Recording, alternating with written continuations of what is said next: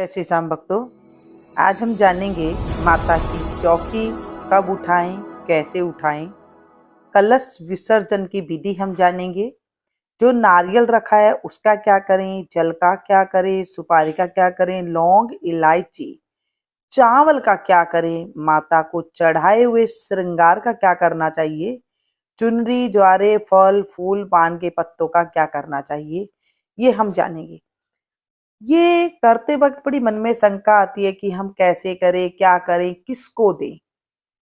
बिल्कुल सरल तरीके से आज मैं बताऊंगी जो हमारे शास्त्रों में लिखा हुआ है और जो हमारे बड़े बुजुर्ग किया करते थे। देखिए, हमें जो पूजा माता रानी की करनी होती है, या तो विधि विधान के साथ करते हैं या फिर बिल्कुल सिंपल तरीका से करते हैं। विधि विधान जो हम पंडित जी ओर से करवाते हैं वो है, और जो सिंपल तरीके से हम लोग माँ को जैसा आता है वैसे पूजा पाठ कर लेते हैं। अब रही बात, हमने 9 दिन तक पूजा पाठ कर ली, इसमें से हम क्या चीज रखें और क्या चीज विसर्जित करें। सबसे पहले तो हमें कलश को, जब आपने कन्या पूजन कर लिया उसके बाद आपको ये सारे काम करनी है। कलश को पहले आपको हलाना है, क्योंकि उसमें सारे देवी देवता है। नारियल है उसे हटा करके आप साइड में रख दें, नीचे जमीन में ना रखें, कोई थाली है चौकी है वहां पर आप रख दें। और उसके बाद जो कलश का पानी है वो हर घर के सदस्य के ऊपर आप छिड़क दें। ओम पवित्र पवित्र करके आप उसे छिड़क दें, तो किसी के अंदर अगर नेगेटिविटी होती है तो वो निकल जाती है। कहीं हमें बाहर से कुछ करवाने की जरूरत नहीं पड़ती, क्योंकि हमने 9 दिन तक यहाँ पर पूजा की है, तो एक चार्ज हो गया है पानी।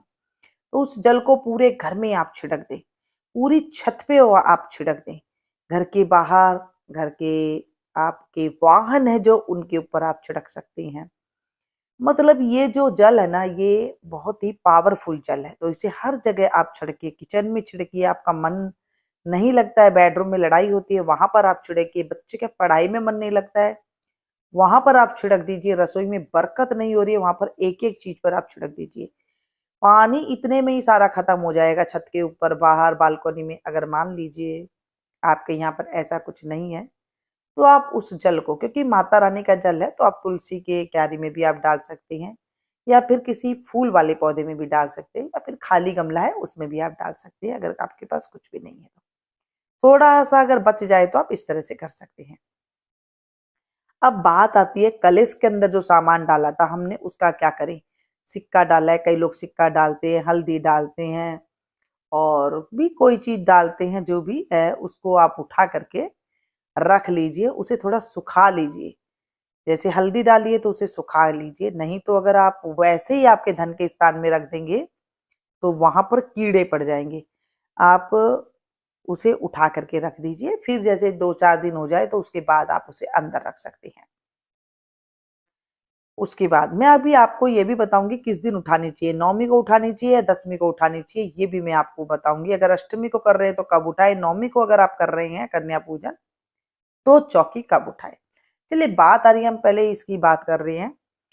अब उसके बाद आपने ये सारी चीज निकाल ली। कलश के ऊपर जो नारियल है, अगर घर का कोई पुरुष भाई उठा रहा है तो उसे उठा करके, घर में किसी महिला के अगर बच्चे नहीं है, संतान नहीं है, या लड़का नहीं है, कोई भी परेशानी है, आप वो नारियल को उठा करके उसकी गोद में डाल दें। अगर आप कर रही हैं पूजा, उठा रही हैं सामान, तो आप उनकी गोद में डाल दें।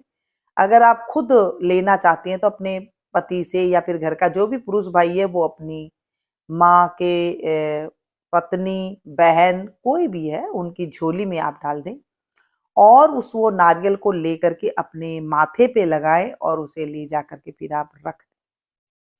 जिस स्त्री के संतान नहीं है वो अपने मंदिर में या फिर अपने वहां पर रखें जहां पर वो आसानी से उसको देख सके। घर के मंदिर में रख दे तो सबसे अच्छी बात है।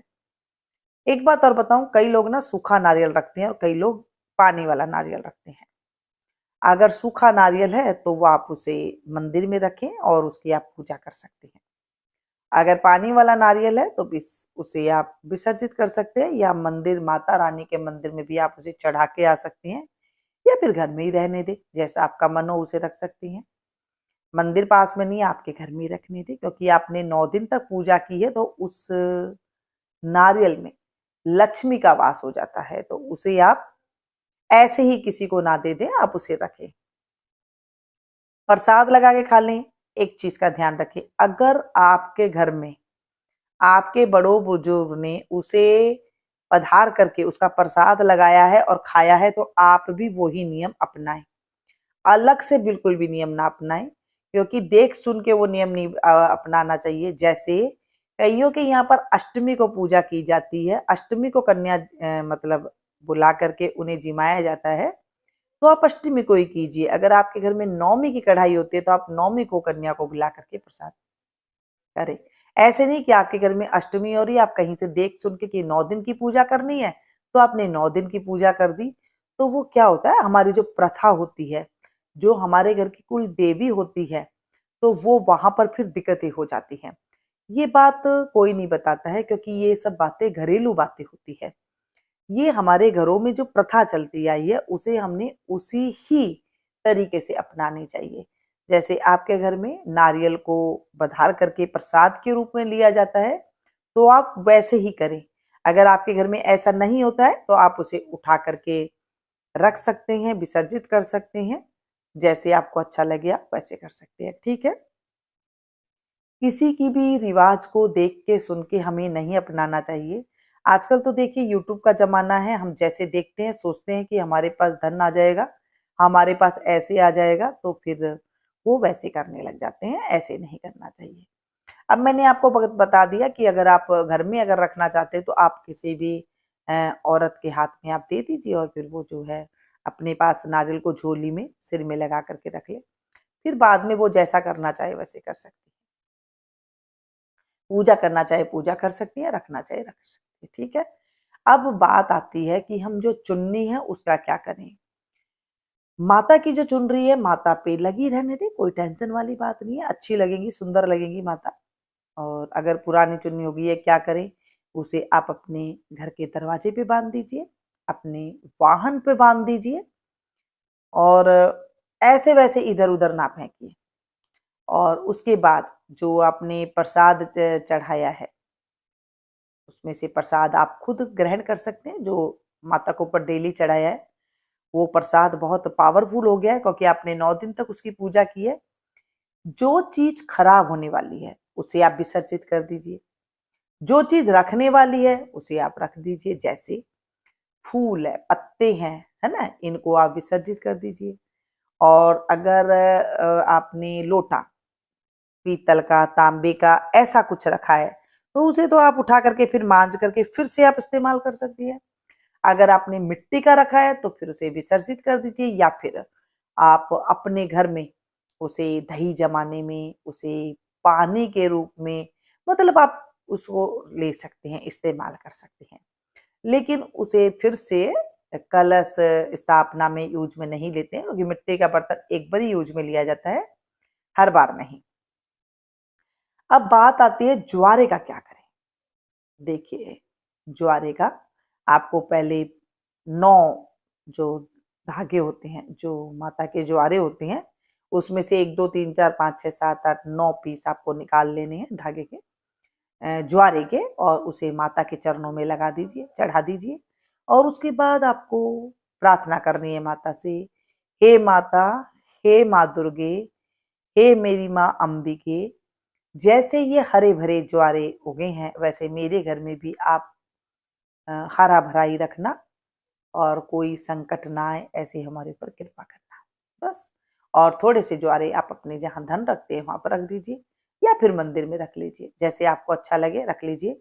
बाकी जो ज्वारे हैं उसे आप जल प्रवाह कर सकते हैं, नहीं तो पीपल के नीचे रख के आ सकते हैं, नहीं तो आप अपने गमले में ही मिट्टी के अंदर रख सकते हैं, कोई टेंशन वाली बात नहीं।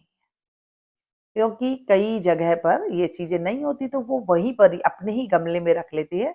फिर जब तक ये ज्वारे चलते हैं तब तक चल लेते हैं, उसके बाद वो अपने आप जैसे होना चाहे हो जाते हैं, वो कोई टेंशन वाली बात नहीं होती है। मन में शंका नहीं करनी है किसी भी बात के ऊपर। जैसे सीधे भाव से आपको पूजा करनी आती है वैसे ही करनी चाहिए। मैं देखती हूँ आजकल बहुत सारे लोग पूछते हैं कि हमने ये देखा है तो हमें ये करना चाहिए कि नहीं करना चाहिए, हमने ऐसे किया था, ये करें कि ना करें। लेकिन मैं हमेशा एक ही बात कहती हूँ, जैसे आपके घर में पूजा होती है या फिर जैसा आप भाव से पूजा कर रहे हैं, एकदम सिंपल तरीके से पूजा कर रहे हैं, वैसे ही आप करें और वैसे ही नियम को आप अपनाएं। तो ऐसे ही ज्वारे अगर आपके यहाँ पर घर में कहीं मिट्टी है तो वहां रख लीजिए। मन में ये ना करें कि हम क्या करें, नदी नहीं है नदी में प्रवाहित करें, ऐसे नहीं करना है। जैसे आपके घर में सुलभ हो वैसे कर लें। हर चीज जो मैंने तो बता दिया। अब बात आती है जिन्होंने अखंड दीपक रखा है, उसको कैसे करें। अखंड दीपक को आप कतई ना हलाएं, ना ही अखंड दीपक को आप उसे हाथ से कोई हवा दे करके उसे ऐसे करें। जितना भी उसके अंदर घी है वो अपने आप जब तक जले तब तक जलाएं। अपने आप जब वो अपने आप दीपक अपने आप हो जाए, है ना, तब उसके बाद आप उसे उठा सकते हैं। लेकिन अपने आप हवा दे करके बत्ती को नहीं बुझानी चाहिए, ना ही कुछ करना चाहिए। चाहे वो जब तक जले, 1 दिन 2 दिन, दसवीं एकादशी, जब तक जलना चाहे वो जले, और उसके बाद आप उठा सकते हैं जब वो दीपक अपने आप हो जाए। माता की फोटो कैसे उठाना है, बस अपनी फोटो को जय माँ अम्बे जय जगदम्बे कहते हुए आप फोटो को मंदिर में उठा करके रख दे, या फिर मंदिर में ही आपने किया है तो कोई बात नहीं, वही रहने दे, थोड़ा सा हिला दीजिए बस माता को। अगर आपने चौकी रखी है तो उसे आप बस सा हिला दीजिए बस।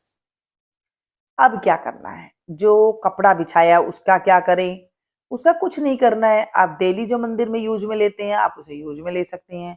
आपका मन नहीं मानता है हम तो ऐसे नहीं करेंगे, मंदिर में दान दे के आना है तो मंदिर में दान दे दीजिए। पंडित जी को दान देना है आप पंडित जी को दान दे सकते हैं।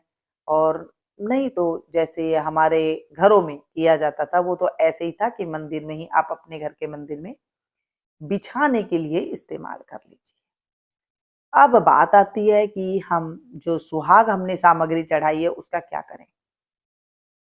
देख ले, सुहाग सामग्री आपने चढ़ाई है, आप अगर खुद इस्तेमाल कर सकते हैं तो आप खुद इस्तेमाल कर लीजिए, या फिर ब्राह्मणी को किसी को दे सकते हैं, या फिर आप मंदिर में जाकर के मंदिर में भी अर्पण आप कर सकते हैं। हो सके तो आपने 9 दिन उसकी पूजा की है, आपने बिंदी चूड़ी सब जो रखी है अगर आप खुद इस्तेमाल करते हैं तो वो सबसे अच्छा होता है।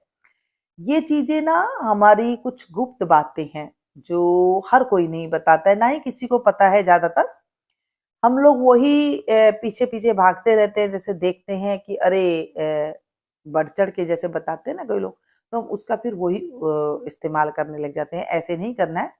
जो चीज घर में रखी है हमने 9 दिन तक पूजा के लिए, हम उसको खुद इस्तेमाल कर सकते हैं। हमारी जो है सुहाग में बढ़ोतरी होती है। सुहाग के ऊपर संकट आता है उसमें कटौती होती है। संकट नहीं आता है, हमारे ऊपर कुछ संकट आने वाला होता है वो टल जाता है। तो आपको ऐसे करना है और आपकी मन की मर्जी है, मैंने आपको बता दिया, जैसा करना चाहे आप ऐसे कर सकते हैं। अब कोई भी चीज नहीं रही है, मैंने आपको सारा बता दिया, फोटो का बता दिया। अच्छा, अगर आपने मिट्टी की ली है तो क्या करें। आप मिट्टी की ली है तो आपने फिर उसे विसर्जित विसर्जित करते हैं तो आप विसर्जित कर दीजिए।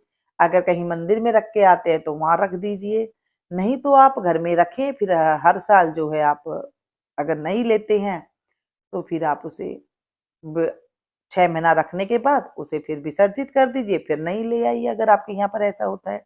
नहीं तो मैं तो ऐसे कहूंगी कि एक ही रखिए और उसको बार बार पूजा कीजिए। जब आप हर 6 महीने में एक बार आप उनकी पूजा करते हैं तो आपको ज्यादा फल मिलता है। क्योंकि हम जब एक ही मूर्ति की पूजा करते हैं तो वो हमारे ऊपर अनुकंपा बरसाने लगती है। अ, ऐसे हमारे शास्त्रों में कहा गया है। आपके पास धातु की मूर्ति है तो उन्हें भी आप जो है रख दीजिए उठा करके, जैसे आप डेली मंदिर में पूजा करते हैं फिर आप उनकी पूजा कर लीजिए। जब आप माता की फोटो को मूर्ति को किसी को भी उठा रहे हैं ना तो आप तब मंत्र बोलते हुए उठाइए। सर्व मंगली मांगल्ये शिवे सर्वार्थ साधिके शरण्य त्र्यंबके गौरी नारायणी नमस्तुते। इस तरह से आपको मंत्र बोलते हुए उठाना है। एक एक चीजें बता दी। अब चौकी को हिलाना है और उसके बाद चौकी जहां रखते हैं आप रख दीजिए, बस जैसे आप करते हैं वैसे कर लीजिए। अब बात आती है कि हम कब उठाएं चौकी को, ये सबसे सर्वश्रेष्ठ है और जानना भी जो जरूरी है। कभी भी बगैर सोचे समझे चौकी को ना हिलाएं। जैसे आपने अष्टमी को कढ़ाई करी है तो आप अष्टमी को चौकी बिल्कुल भी ना हिलाएं। कई लोग कन्या जिमाते हैं उसके बाद सब चीजें हटा हुटू के बस फटाफट वहां से सफाई सुफाई कर देते हैं, ऐसे नहीं होता है। अगर आपने अष्टमी की कढ़ाई करी है तो नौमी के दिन आपको उठानी है, और अगर नौमी को कढ़ाई करी है, कन्या अपनी नौमी को जिमाई है, तो आपको दसवीं को आपको जो है चौकी को हटाना होता है। ऐसे हमारे घरों में किया जाता है, शास्त्र में भी यही विधान है। अगर आपके यहाँ पर जैसे नौमी में कई लोग ऐसे हैं कि कन्या जिमा दिया, अब हमें शाम तक कुछ भी नहीं करना है, हमें तो हटाना ही है, नहीं तो बहम आ जाएगा, तो आप वैसे कर सकते हैं अगर आपके घर में ऐसे है तो। नहीं तो ज्यादातर जिस दिन हम कन्या जिमाते हैं उस दिन रखते हैं और उसके दूसरे दिन जो है उन्हें अपने अपने स्थान पर विदा करते हैं। अगर आपने पंडित जी को बुलाकर पूजा की है, सारी देवी देवताओं को आपने बुलाकर उन्हें बुलाया है, तो वो अपने आप वैसे इस हिसाब से आपको उठा देंगे, वो बता देंगे ऐसे ऐसे आपको ये सामान को सारा प्रवाहित करना है और सामान को आपको रखना है। बस जो भी आपने फल वगैरह चढ़ाए हैं वो आप खुद सेवन कर सकते हैं, उसमें कोई दोष नहीं लगता है। आप चाहें कि हम पंडित जी को देना चाहें तो आप जाकर के पंडित जी को दे सकते हैं, किसी कन्या को देना चाहें तो आप कन्या को दे सकते हैं, जैसे आपकी मर्जी है। वैसे खुद अगर खा लेते हैं तो भी प्रसाद रूप है, उसमें कोई दिक्कत वाली बात नहीं होती है। अगर आपने लौंग की माला चढ़ाई है या फिर कोई और चीज की माला चढ़ाई तो उसे आप उठा करके रख सकते हैं और घर की पूजा स्थान में रख लीजिए, फिर वो डेली पूजा होती रहती है तो भी जो है सौभाग्य की प्राप्ति होती है, ऐसे हमारे शास्त्रों में कहा गया था। ये थी छोटी सी जानकारी, अगर फिर भी कुछ रह जाती है तो आप कमेंट करके पूछ सकते हैं, मैं उसके आपको जवाब दूंगी। फिर से एक नई वीडियो में नई जानकारी के साथ, तब तक आप लोग देखते रहिए